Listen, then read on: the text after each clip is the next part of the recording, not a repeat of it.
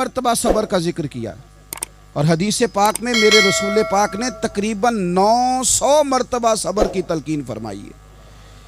कुरान मजीद तो किसी बात को इशारतन कर दे तो वो काफ़ी है, लेकिन जगह जगह कुरान मजीद ने कहा, जगह जगह कहा, या अय्युहल्लज़ीना आमनू सबिरू वसाबिरू वराबितू, ईमान वालो सब्र करो, डटे रहो, कमर बस्ता रहो, वत्तकुल्लाह, अल्लाह से डरो, लअल्लकुम तुफलिहून, इस उम्मीद पर कि तुम फलाह पा जाओ। अपनी ज़िंदगी थोड़ी सी हौसले वाली गुजारें।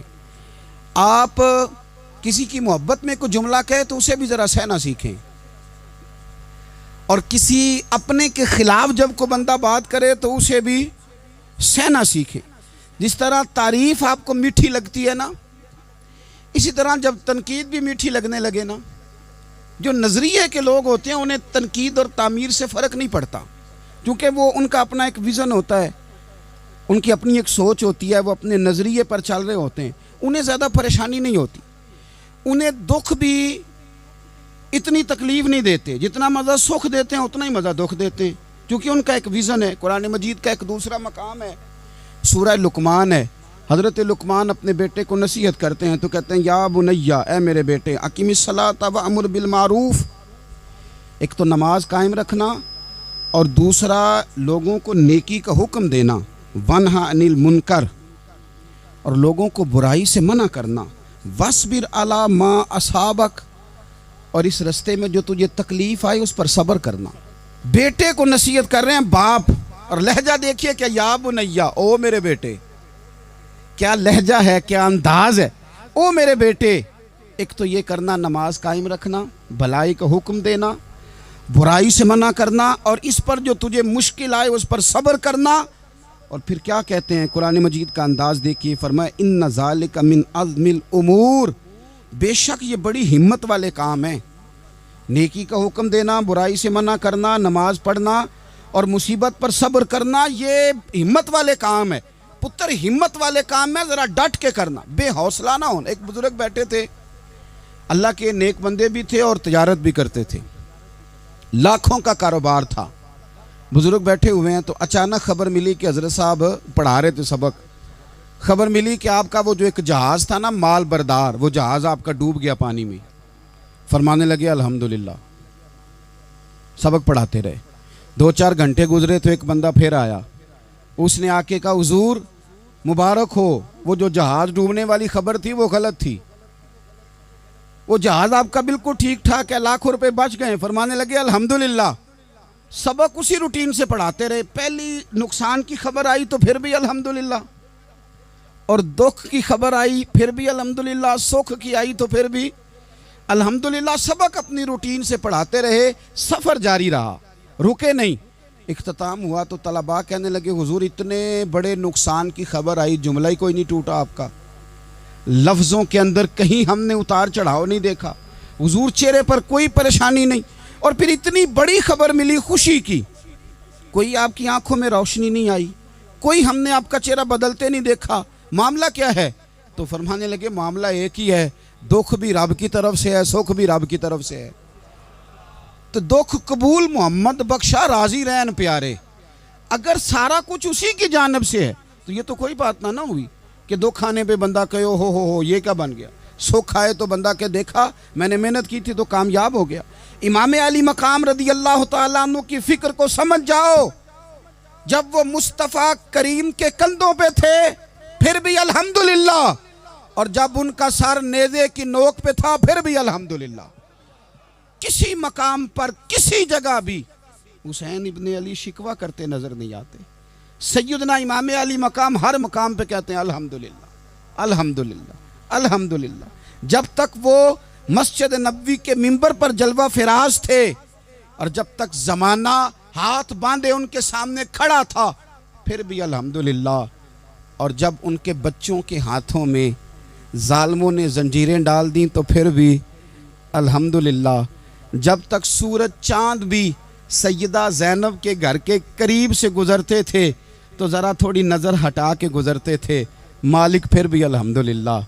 और जब शाम के बाज़ार में परदेसी बहन अपने भाई का कटा हुआ सर लेके सफ़र कर रही थी तो फिर भी अल्हम्दुलिल्लाह। मारो मारो ना मैनू मार मुकाओ, मैं कोई उज़र ना पेश ले आवां, ते जे सोहना ही मेरे दुख विच राजी, जे सोहना ही मेरे दुख विच राजी, ते फिर सुख नू चुल्ले डावां। ये अल्हम्दुलिल्लाह का मिजाज लाओ। ये रोज़ जो घर में लड़ाई करना, रोज़ इख्तलाफ राय की बात करना, रोज़ कभी किसी की गीबत करना, कभी किसी की करना, कभी किसी चौक में बैठ के शिकवा करना, कभी किसी चौक में बैठ के शिकवा करना, कभी कहना कि फ़लाँ जगह में नाकाम हो गया, फ़लाँ की वजह से हो गया। ये कुछ शेवा है मुसलमानी का? मुसलमान हर हाल में अल्लाह की तस्बीह पढ़ता है, मुसलमान हर हाल में अपने रब को याद करता है। वो कहता है बहार हो के खिज़ां ला इलाहा इल्लल्लाह, खुदी का सिर्रे निहा ला इलाहा इल्लल्लाह, खुदी का तेग फुसा ला इलाहा इल्लल्लाह। और अगरचे बुत हैं जमात की आस्तीनों में, अगरचे बुत हैं जमात की आस्तीनों में, पर मेरी मजबूरी है ना, मुझे है हुक्म अज़ां ला इलाहा इल्लल्लाह। अपनी ड्यूटी करता है वो अपने काम लगा रहता है। आप कभी पलट कर मेरे रसूल पाक सल्लल्लाहु ताला अलैहि वसल्लम की खूबसूरत ज़िंदगी को देखें ना, खूबसूरत ज़िंदगी को। मैं क्या करूं, हमारे मिजाजों में बातें ऐसी आती जा रही हैं, हम इंतज़ार करने को तैयार ही नहीं। अभी मेहनत किया तो शाम को रिज़ल्ट आना चाहिए। जो पूरी 5 दिन नमाज़ पढ़ लेता है वो कहता है अभी मैं वली नहीं बना, इतने दिन हो गए नमाज़ पढ़ते। जो पूरा 40 दिन प्रॉपर तरीके से दरूद पाक पढ़ लेता है वो कहता है देखो मुझे अभी तक ज़ियारत ही नहीं हुई नबी पाक सल्लल्लाहु अलैहि वसल्लम। जो अभी कल आया है और कल अभी उस शख्स ने आकर के शुरू किया सिलसिला, तो कहता ओहो मेरा मार्फत वालों में नाम कब आएगा। वो भाई लोगों की ज़िंदगियाँ गुजर गई, लोगों के अहवाल गुजर गए। मैं बैठा था बुज़ुर्गों की खिदमत में, तो एक शख्स ने आके कहा हुजूर मैं आपके लिए सलाम लाया हूँ फलां अजीम हस्ती का।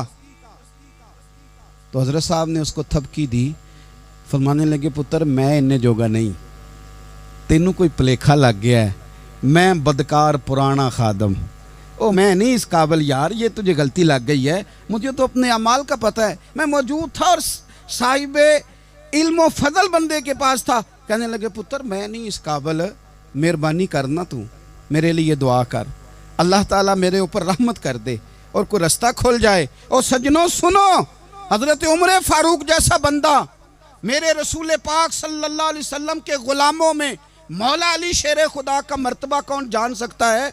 हज़रत अली कहा करते थे मेरा दिल करता है उस तरह के आमाल लेके अल्लाह की बारगाह में जाऊं जो आमाल सैयदना फारूक आज़म के हैं। इतना साले बंदा, इतना परहेजगार बंदा, लेकिन हज़रत उमर फारूक के इंतकाल का वक्त आया तो लोग उनकी तारीफ़ें करने लगे, उमर की बड़ी बात है, उमर की बड़ी बात है। तो हज़रत उमर रो पड़े, फरमाने लगे मेरे लिए दुआ करो, मुझे दर्जा कोई भी ना मिले, बस मेरियां नेकियां और बदियां बराबर बराबर हो जाएं, मैं माफ़ कर दिया जाऊं, नेकी और बदी बराबर बराबर हो, छोड़ दिया जाऊं। दर्जों का तो मामला बड़ा आगे का है, इतनी जल्दी, इतनी स्पीड, इतनी हमें जल्द फटाफट हो जाए, सवेरे हो जाए। आप अपनी जद्दोजहद तो करें, आप थोड़ा पलट के तो देखें। आप देखें कि लोग मैदानों में रहे, मैदानों में रहे। हज़रत खालिद बिन वलीद मैदान में रहे, हज़रत साद बिन अबी वक़ास मैदान में रहे, हज़रत सैयदना अबू उबैदा बिन जर्राह मैदान में रहे। ये लोग हमेशा मैदानों में रहे, अपनी अपनी ड्यूटी करके चले गए। इस्लाम फैलता रहा, अपनी अपनी तरतीब से आगे जाता रहा, अपने अपने रंग में अल्लाह ताला लोगों को दीन की समझ अता करता रहा। जल्दी बड़ी है, बहुत जल्दी है, शार्ट दरवाज़ा चाहिए, सब्र ही कोई नहीं, इस्तिकामत ही कोई नहीं, फटाफट हो जाए। बहुत सारे लोग आके कहते हैं हज़रत साहब नमाज तो पढ़ने लगा हूँ, रोज़ा तो रखने लगा हूँ, दाढ़ी भी मैंने रख ली है और आपके पास भी आता हूँ, अब कोई निगाह कर देना। तो मैं कहता हूँ ये जो नमाज आपने शुरू की है ये बगैर निगाह की हो गई है। ये जो आप आना शुरू हो गए हैं तो इसको आप निगाह नहीं समझते, और ये भी मेरी निगाह नहीं, परेशान ना हो जाइएगा, ये भी अल्लाह रसूल की निगाह ही है। ओ खुदा के बंदो, थोड़ा सा अपनी ज़िंदगी में सब्र और इस्तिकामत को लाओ, थोड़ा रास्ते पे चलना सीखो। और मैं आपको एक बात अर्ज़ करूँ, हमारे सूफिया ने एक बारीक नुक्ता भी बयान किया। वो कहते हैं ये जो विसाल है ना, विसाल, ये तो इख्तिताम है, मुलाकात तो फना है, जो मिल गया वो तो गया, जिसकी मुलाकात हो गई वो तो गए थे ना जनाब मूसा मिलने, फिर क्या हुआ था, जिसकी मुलाकात हो गई वो तो गया। असल काम क्या है? असल काम उसके रास्ते में रहना है, اصل کام تو یہ ہے کہ تو اس رستے پہ ہے کہ نہیں جس رستے پہ تجھے کھڑا کیا تھا، ان راہوں کا تو مسافر ہے کہ نہیں، تو نقش قدم تلاش کر، نقش قدم۔ ایک شاعر سیرت نگار بھی تھے، سمجھ لیں انہوں نے سیرت نگاروں کو بھی دیکھا، عشاق کو بھی دیکھا، رسول اللہ کے غلاموں کو دین کی نوکری کرتے بھی دیکھا، 40 سال حدیثیں پڑھاتے بھی دیکھا، نبی پاک کے نام پہ گلی گلی نگر نگر جاتے آتے بھی دیکھا، حضور صلی اللہ علیہ وسلم کی باتیں کرتے دیکھا۔ تو کسی نے ان سے پوچھا حضور تک رسائی بھی ہوئی ہے؟ تو وہ سرکار کی بارگاہ میں مخاطب ہو کے کہنے لگے تیری معراج کہ تو جانے کہاں تک پہنچا۔ یا رسول اللہ معراج کی رات اب کہاں تک گئے کوئی پتہ نہیں۔ کہنے لگے وہ تیری معراج کہ تو جانے کہاں تک پہنچا، اور میری معراج کہ میں تیرے خاک قدم تک پہنچا۔ میرے لیے تو اتنا کافی ہے کہ محبوب وہ جو تیرے قدموں سے کبھی گرد لگتی تھی مدینے کی، اگر میں وہاں تک چلا جاؤں تو میری تو معراج ہو گئی، میرا تو معاملہ حل ہو گیا، میں یہاں تک آ گیا تو ختم ہو گئی بات۔ تھوڑا سفر کریں۔ ایک تو یہ دیکھیں آپ کہ آپ کتنے بھی بڑے ہیں، کتنے بھی عظیم ہیں، کتنے بھی لائق ہیں، کتنے بھی نیک ہیں، پھر بھی آزمائش زندگی کا حسن ہے۔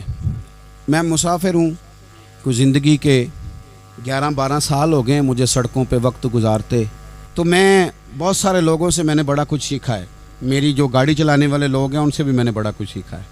ایک میرا دوست تھا تو میں نے اس سے کہا کہ میرا خیال ہے موٹر وے پہ آپ کو گاڑی چڑھا دی جائے تو آپ کے لیے آسان ہے۔ تو کہنے لگا پیر صاحب ہے موٹر وے اوکھی جے چلانی۔ میں نے کہا وہ کس طرح؟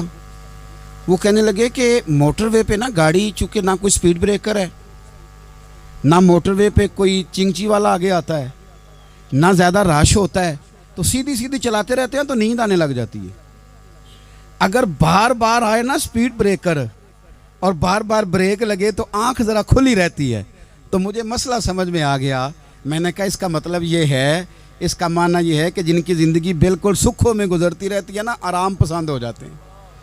جن کی زندگی بالکل آسانیوں میں بیتی ہے وہ آرام پسند ہو جاتے ہیں۔ اور اگر کبھی کبھی سپیڈ بریکر بھی آئے، کبھی کو دکھ بھی دیکھنا پڑے، کبھی کوئی اپنوں بیگانوں کی بات بھی سننی پڑے، کبھی کوئی قریب آتا دور جاتا دکھائی بھی دے، کبھی کوئی بیماری تندرستی، یہ حالات بدلتے رہیں، دن تبدیل ہوتے رہیں، تو پھر لطف بڑا آتا ہے، پھر مزہ بڑا آتا ہے۔ وہ کسی نے کہا تھا لگا نا جدو میدان ازل دا تے لوکی چوراں وانگ سدھائے، کسی نے لوٹ لئی علم جوانی، کسی ہاسے چولی پائے، آزم ویک جہالت ساڈی اسی عشق خرید لے آئے۔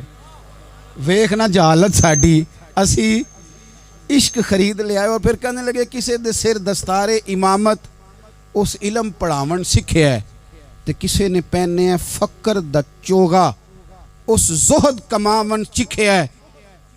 آزم ویکھ نصیبہ ساڈا اسی یار مناون سکھیا ہے۔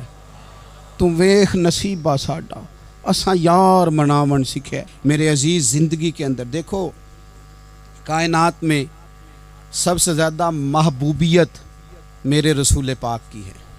میرے نبی پاک صلی اللہ علیہ وسلم کی زلف کی بات بھی میرا رب کرتا ہے، حضور کی آنکھوں کی بات بھی میرا رب کرتا ہے، حضور سید عالم کے چہرہ والضحیٰ کی بات بھی کرتا ہے، زلف واللیل کی بات بھی اللہ کرتا ہے۔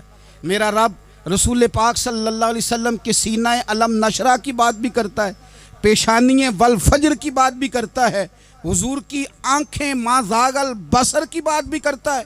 اتنی محبوبیت کہ رسول پاک چلیں تو اللہ اس کی بات بھی کرے، ہجرت کریں تو اس کی بات بھی کرے، جس شہر میں حضور رہیں اس کی قسم اٹھائے۔ اور حال پتہ کیا ہے کہ محبوب پیدا نہیں ہوئے تو باپ چلے گئے، ابھی عمر چھوٹی تھی، ماں کی کھل کے زیارت ہونا تھی کہ اماں بھی چلی گئیں، دادا کندھوں پہ کھلایا کرتے تھے، تو تاریخ کہتی ہے کہ دادا کا جنازہ اٹھا تو پیچھے پیچھے حضور بھی آنسو بہا رہے تھے۔ ایک وفادار بیوی ملی تو اپنے وقت پہ سیدہ ختیجہ بھی چلی گئیں، ایک ٹائم آیا تو جناب ابو طالب بھی رخصت ہو گئے۔ مکے سے حضور کو اتنا پیار تھا وہ چھوڑنا پڑا۔ صادق اور امین کہنے والوں نے حضور کی دعوت کو قبول کرنے سے انکار کر دیا تو رسول کریم نے اپنی پیشانی پر کسی قسم کا کوئی شکن نہیں آنے دیا۔ رسول پاک مدینے آئے تو لوگ تلواریں لے کے بدر میں آ گئے لڑنے، شہید کرنے، حضور وہاں بھی کوئی پریشان نہیں ہوتے۔ میدان احد آیا تو نبی پاک نے اپنے چچا کو کٹے ہوئے وجود میں دیکھا، نکلی ہوئی آنکھوں میں دیکھا، کٹے ہوئے ہونٹوں میں دیکھا، کسی جگہ میرے رسول پاک صلی اللہ تعالی علیہ وسلم شکوہ کرتے دکھائی نہیں دیتے۔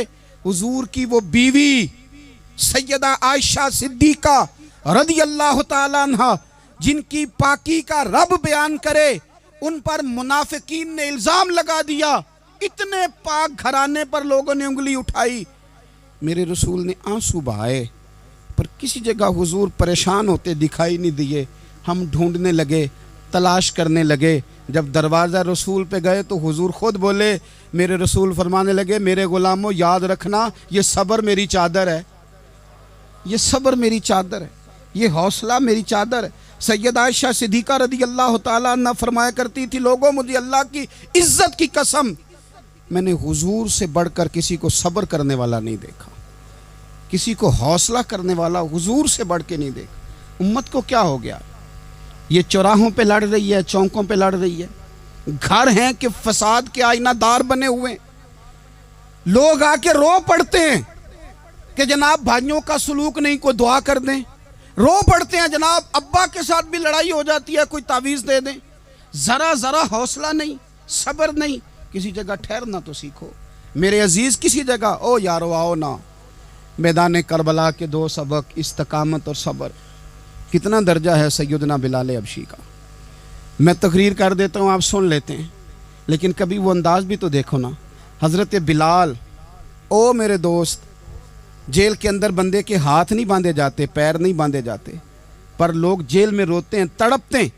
سیدنا بلال کہتے ہیں میں کلمہ پڑھتا تھا، رات امیہ مجھے باندھ کے رکھتا تھا، اور سویرے جب پتھر اچھی طرح تپ جاتے تھے نا تو لا کے باہر مجھے پتھروں پہ لٹا دیتا تھا، اور میرے وجود پر بھاری بھرکم پتھر رکھ دیتا تھا۔ سننا ذرا، تصور میں لانا، بھلا میں کیا کہنے لگا ہوں۔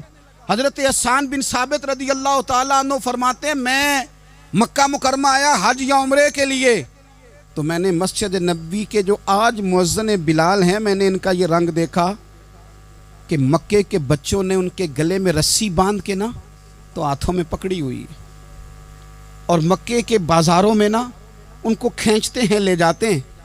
میں نے ایک شخص سے پوچھا یہ کیا ماجرا ہے، کیا معمہ ہے؟ تو بتانے والوں نے بتایا کہ یہ کالے رنگ کا حبشی غلام مار سارا دن کھاتا ہے، اس کے ساتھ لوگ وہ سلوک کرتے ہیں جو اذیت ناک اور خوفناک ہے، سارا دن مار کھاتا ہے پر اپنی زبان پہ خدا کا نام لیتا رہتا ہے، محمد مصطفیٰ کا نام لیتا رہتا ہے۔ او تینوں لب دیاں آپ گواچے، سانو اپنی خبر نہ کوئی، آ ویکھنا ساتھوں پارے نی ککھ گلیاں، ہن تے آکھ دے لوگ شدائی، اسی ننگ نموس دا ساڑ کے چولا، گل پہنے ہے تاج گدائی، اوے سجنا اپنا آپ گوایا ہے، تاں یار نے چاتی پائی۔ بھائی اس طرح کا لوگوں نے بھی انداز دیکھا، لیکن ہمارا یہ حال ہے کہ کسی جگہ بھی ٹھہراؤ نہیں، کسی جگہ بھی ٹھہراؤ نہیں، کسی جگہ بھی صبر نہیں، کسی کام پر بھی استقامت نہیں۔ ہماری دوستیاں روز ٹوٹتی ہیں، تعلقات روز کمزور پڑتے ہیں، ہم بڑے جوش کے ساتھ آگے بڑھتے ہیں اور بڑے بڑے اعلانیہ وعدے کرتے ہیں۔ کون سی چیز ہے جو ہمیں کمزور کر دیتی ہے؟ سوائے اس کے کہ ہمارا نفس کمزور ہے، سوائے اس کے کہ ہمارا نظریہ کمزور ہے، سوائے اس کے کہ ہمارے اندر وہ طاقت نہیں جو ہمیں استقامت پہ لا کے کھڑا کرے، جو ہمارے اندر حوصلہ پیدا کرے۔ یاد رکھنا، میدان کربلا کے اندر حضرت سیدنا امام حسین رضی اللہ تعالیٰ عنہ کا جو حوصلہ تھا وہ اتنا مثالی تھا، اتنا مثالی تھا، اتنا مثالی تھا۔ ایک جنازہ گھر میں اٹھ جائے نا، اور خدا معاف کرے وہ کسی جوان کا ہو، تو بوڑھے کی کمر کئی روز کھڑی نہیں ہوتی۔ لیکن کربلا کے اس شاہ سوار کی کہانی بھی سننا میرے بھائی، جو اپنے کندھے پہ صبح سے لاشیں اٹھا کے لا رہے ہیں، صبح سے امام علی مقام لاشیں اٹھا کے لاتے ہیں۔ حضرت قاسم بن حسن کا لاشا اٹھا کے لا کے رکھا، حضرت علی اکبر شہید ہو گئے، آواز دی ابا جی سنبھالنا، تو لاش مبارک اٹھا کے رکھی، جناب علی اصغر کی لاش اٹھا کے رکھی۔ بھائی بڑے پیارے ہوتے ہیں، بڑے ہی پیارے ہوتے ہیں، نہ مانیں ہم اپنی اولادوں کے سامنے، پر بڑے پیارے ہوتے ہیں، جتنا مرضی شکوہ کریں۔ بھائی भाइयां दियां बावां होंदे ते भाई भाइयां दे वैरी बड़े प्यारे होते हैं, क्या करें, भाई जो हुए नहीं इनकी तकलीफ़ सही जाती। हज़रत अब्बास रदी अल्लाह तआला अन्हो को जब इमाम अली मकाम उठा के ला रहे थे तो 1 मिनट के लिए रुके और कहने लगे, अल्लाह अब मेरी कमर कमज़ोर पड़ गई है, मेरा भाई चला गया तो पीछे से ना कुछ कमज़ोर पड़ गई है। इतनी सारी मैयतें उठा के ला के इतना हौसला हुसैन इब्ने अली का। फिर जाके इमाम अली मकाम गरम रेत से तयम्मुम करते हैं, फिर वो घोड़े पे बैठते हैं, फिर वो रिज्स पढ़ते हैं, फिर वो खुतबा देते हैं, फिर वो हक का ऐलान करते हैं, फिर वो जुल्म को ललकारते हैं, फिर वो 56 साल के बुढ़ापे में जब मैदान में घोड़े को एड़ी लगा के आते हैं और इस तरह काटते हैं यजीदियों की कमर को, गलों को, कि अमर बिन साद कहता है अकेले अकेले ना जाओ, ये कोई मामूली है, ये अली हैदर का लाल है, अकेले अकेले जाओगे तो लश्कर काट देगा, यकबारगी हमला करो, यकबारगी। फिर हो सकता है हुसैन तुम्हारे काबू आए। इमाम अली मकाम मैदान करबला में जब तीर